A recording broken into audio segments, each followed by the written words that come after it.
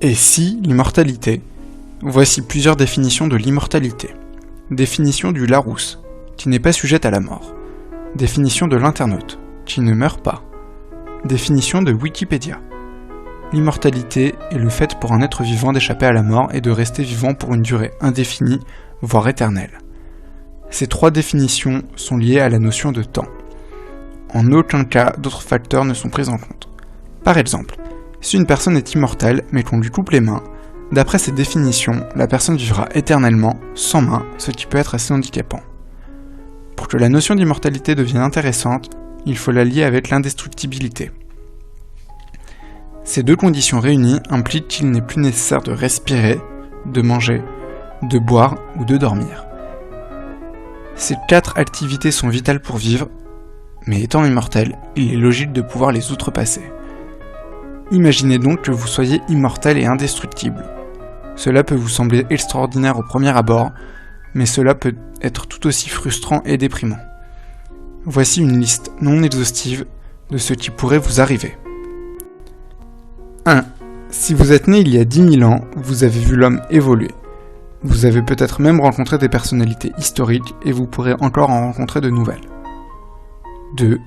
Vous devez vous poser la question de savoir s'il est de notoriété publique ou pas que vous soyez immortel. Après tout, si vous le cachez, vous devrez régulièrement changer de vie parce qu'au bout de 10 ou 20 ans, les gens se rendraient compte que vous n'avez pas vieilli. Mieux vaut donc que votre entourage le sache. Vos proches n'étant pas immortels comme vous, vous auriez plusieurs vies, plusieurs conjoints ou conjointes et plusieurs enfants que vous verriez tous mourir. Cependant, si vous décidez de ne pas cacher vos capacités, vous pourriez être à la tête d'un empire financier ou carrément d'un État. Il serait possible de mettre en place une nouvelle forme de monarchie. Durant toutes vos années de vie, votre expérience permettrait des prises de décision avisées. 3. Vous pourriez vivre dans chacun des pays du monde. 4. Vous pourriez vivre des expériences incroyables, comme visiter les fonds des océans, aller dans des volcans, explorer la croûte terrestre ou les différentes couches sous-jacentes. 5. Si vous faites de la prison, autant ne pas prendre perpétuité. 6. Vous finirez peut-être par vous ennuyer. À la longue, vous aurez tout fait et tout vu. Et 7. Malheureusement, vous ne pourrez pas mourir si vous le souhaitez. Le seul moyen que vous auriez d'arrêter de penser serait de vous cryogéniser. Revenons maintenant à la réalité. Vous serez peut-être étonné d'apprendre ce que je vais vous dire. Il existe 4 cas réels s'apparentant à de l'immortalité. Le cas de Turritopsis nutricula, une méduse, le cas du tardigrade, celui des cellules d'Henrietta Lacks, et enfin, le cas de Brooke Greenberg. Premier cas, Turritopsis nutricula. La vie de Turritopsis nutricula se décompose en 2 stades, le stade de polype et celui de méduse. Elle se reproduit à la fois de manière asexuée en tant que polype grâce au bourgeonnement médusaire, et de manière sexuée en tant que méduse en produisant des gamètes. Comme d'autres méduses, elle est capable de renouveler ses cellules. Cependant, elle est également capable de retourner au stade de polype, et ce même après avoir atteint sa maturité sexuelle, ce qui est extrêmement rare. Turritopsis nutricula peut ainsi rajeunir pour retrouver une forme juvénile et reformer une colonie de polypes et donner de nouveau plusieurs méduses. C'est le premier cas connu dans tout le règne animal ayant la capacité de retourner à son état primaire après avoir atteint la maturité sexuelle. Des expériences réalisées en 1996 ont montré que ce retour à un stade antérieur a lieu lorsque des conditions défavorables sont rencontrées par la méduse. Stress, manque de nourriture, mais aussi lorsque ses organes se dégradent. La méduse ne connaissant alors pas de mort naturelle, cela constitue donc une immortalité biologique. Cette immortalité concerne seulement son développement qui aboutit, chez la plupart des êtres vivants, à la vieillesse et à la mort. Elle n'est en effet pas immortelle au sens strict. Elle n'est ni indestructible, ni exemple de maladie, de prédation ou d'accident. Cette méduse est capable d'inverser son processus de vieillissement a priori indéfiniment grâce au processus de transdiffération. Du fait de ses caractéristiques exceptionnelles, elle fait l'objet d'études par les biologistes et les généticiens. Le chercheur japonais Shin Kubota a d'ailleurs observé en 2011 ce rajeunissement à une dizaine de reprises. Deuxième cas, le tardigrade. Le tardigrade est un invertébré et a une impressionnante capacité à résister aux conditions de vie les plus extrêmes. Il peut vivre pratiquement partout sans que cela lui fasse ni chaud ni froid. Son habitat habituel est la forêt, mais il peut très bien vivre en haute montagne ou dans le fond de l'océan. Le tardigrade s'adapte à tout. La radiation, les températures extrêmes de moins 272,8 degrés à 150 degrés, la pollution, les produits toxiques, une pression supérieure à 6 fois celle du fond de l'océan et par là même au vide spatial. Le tardigrade peut survivre dans l'espace. On le sait parce qu'en 2007, une équipe de chercheurs a fait embarquer plusieurs d'entre eux dans une fusée Soyouz dans le cadre du programme TARDIS. Le but était de tester leur capacité à survivre aux conditions de vie très limitées, de notre point de vue, dans l'espace, et les tardigrades s'en sont excessivement bien sortis. La majorité a survécu, et ceux qui s'en seraient moins bien sortis auraient réussi à réparer leur ADN. Il faut dire qu'au-delà de sa capacité à survivre au vide spatial, le tardigrade a une capacité particulière qui lui permet de se sauvegarder en cas de pénurie d'eau ou de nourriture, voire en cas de stress. Il peut entrer en cryptobiose. À la base, le tardigrade n'a pas une espérance de vie très longue, même pas un an complet.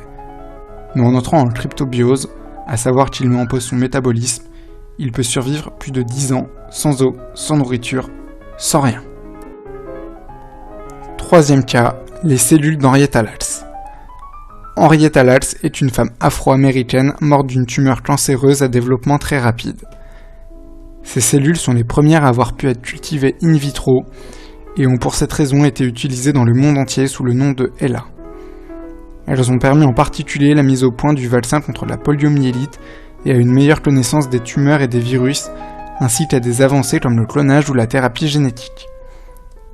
Le 29 janvier 1951, à la suite d'une boule dans le ventre et de saignements, elle se rend à l'hôpital Johns Hopkins pour se faire examiner dans ce seul grand hôpital de la région qui accueille les patients noirs. Elle n'avait aucune anomalie du col de l'utérus lors de la visite de contrôle après son accouchement, ce qui indique un développement très rapide de la tumeur. Après avoir donné naissance à son 5e enfant Joseph, elle avait saigné abondamment. Les médecins avaient suspecté la syphilis, mais le test était négatif. Le médecin préleva un échantillon de la tumeur localisée sur son col de l'utérus qui se révéla être une tumeur maligne très invasive. Elle a été traitée avec des tubes de radium. Pendant son traitement, 2 échantillons ont été prélevés sans son consentement. Elle retourne à l'hôpital le 8 août pour un nouveau traitement et y meurt le 4 octobre 1951 à l'âge de 31 ans. Une autopsie a montré qu'elle avait des métastases dans tout le corps. Son mari a refusé l'autorisation de nouveaux prélèvements.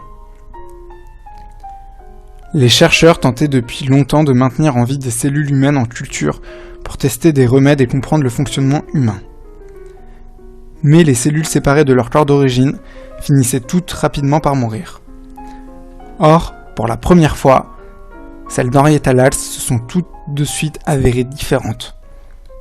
Une génération nouvelle de cellules apparaissait toutes les 24 heures. Depuis, elles n'ont jamais arrêté de se multiplier.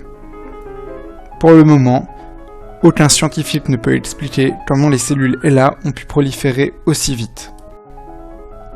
Dernier cas, Brooke Greenberg.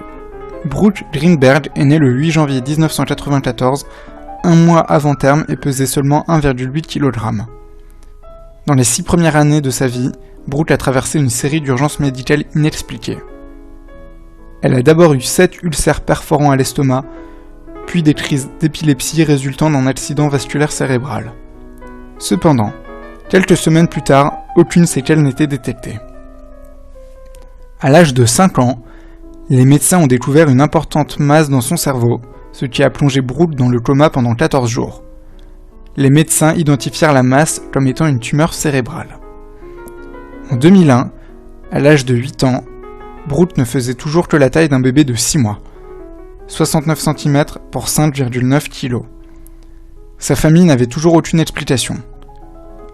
Après qu'un traitement aux hormones eût été un échec, les médecins, incapables de poser un diagnostic, ont appelé la condition de Brooke le syndrome X. Les médecins ne peuvent pas fournir d'explication quant à ces maladies subites, ni à ces guérisons, et tout cela reste un mystère pour le corps médical. Brooke Greenberg est morte le 24 octobre 2013 à la suite d'une infection pulmonaire. Le corps médical s'intéresse de près au cas de Brooke Greenberg car les médecins pensent qu'il pourrait les aider à mieux comprendre la dynamique du vieillissement. Le Dr Walker étudie l'ADN de Brooke à la recherche d'une mutation génétique encore jamais observée. 3 autres cas seulement ont été recensés à travers le monde. Nikki Freeman, un homme âgé de 40 ans mais qui en paraît que 10. Gabrielle Williams, une jeune adolescente de 12 ans qui a le corps d'un bébé de 1 an. Et une brésilienne de 35 ans qui semble en avoir que 2. La maladie inconnue alimente par ailleurs la curiosité de bon nombre de chercheurs, laissant même présager des avancées scientifiques exceptionnelles. Le professeur Walker, qui a décidé de consacrer la fin de sa carrière à cette pathologie, conclut, je cite, « Si nous identifions le gène responsable de ce phénomène et qu'à l'âge adulte nous pouvions trouver un bouton stop pour le vieillissement du corps, nous serions biologiquement immortels. » Conclusion. L'immortalité peut faire rêver. Comme nous l'avons vu, dans la nature, l'immortalité existe. Personne ne sait encore comment cela est possible. Peut-être que nous le saurons un jour. En attendant, l'immortalité qui se présente à nous est le transfert de notre conscience à un robot aux environs de 2050. J'ai déjà traité le cas en vidéo, donc n'hésitez pas à la voir pour en savoir plus. Restez connectés et à bientôt.